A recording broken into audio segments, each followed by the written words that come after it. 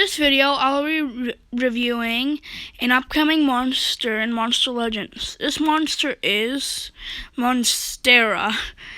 Quite an amazing name, I must say.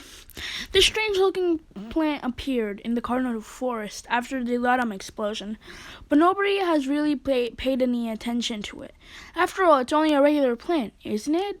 But if it is, why do monsters end up all their story disoriented after getting close to the Monstera plant?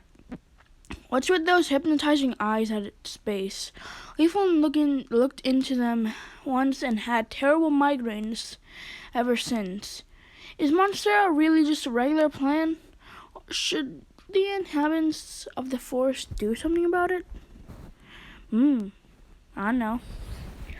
So yeah, anyways, Monstera is a nature monster with stamina draining, life steal, and corruption skills. It has an evolving trait. At rank 0, it's an abomination. At rank 1, it's immune to stun. And at rank 3, it'll apply stamina leak at the start of the battle. So the only way to really deny, I believe, is freezing it or time stop or cooldown and activation. So yeah, so pretty good traits. Life stats around the middle, 89,274. Power stat, I believe, is weak, 8,096. But speed stat, now that's a good speed stat. 6,743, that's one of the fastest. And let's start with the skills. Oh yeah, and it can also hold the banner and the staff relic. Pretty good. And let's start. Apex Drainer. Deals moderate nature damage to one enemy, gains as much life as damage done, and gives 25% of stamina to itself. 0 cooldown, 0 stamina. Pretty good. Purple Infusion deals very low direct damage to all enemies and applies poison to all enemies. For 0 cooldown skill, that's actually pretty good.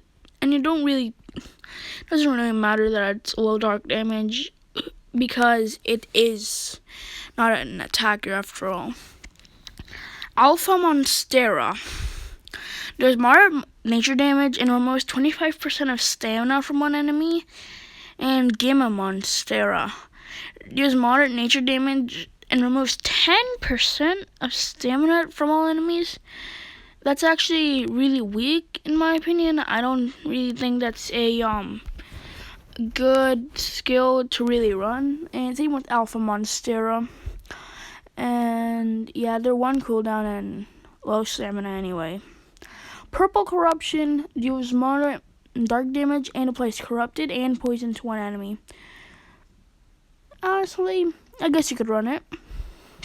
Spawn of the Leviathan deals moderate dark damage and gains as much life as damage done, applies poison to all enemies, and gives 40% of stamina to itself. That's a lot of stuff, and I would recommend running this skill.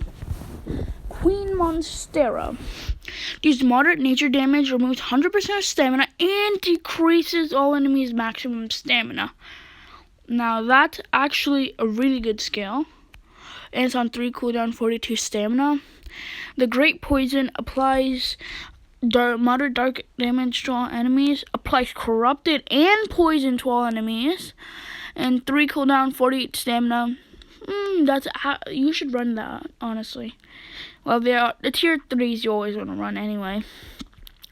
Monstera Prime deals insane nature damage to all enemies, applies poison to all enemies, applies nanovirus, and applies mega corrupted to all enemies. So yeah, overall, I think this monster is honestly, I'd say it's around B tier, probably. Yeah, B tier monster. It's good at what it does, but it's not really an amazing option right now. It doesn't really stand out, but it's still a pretty good monster. So anyways, that'll be it for this video. Bye.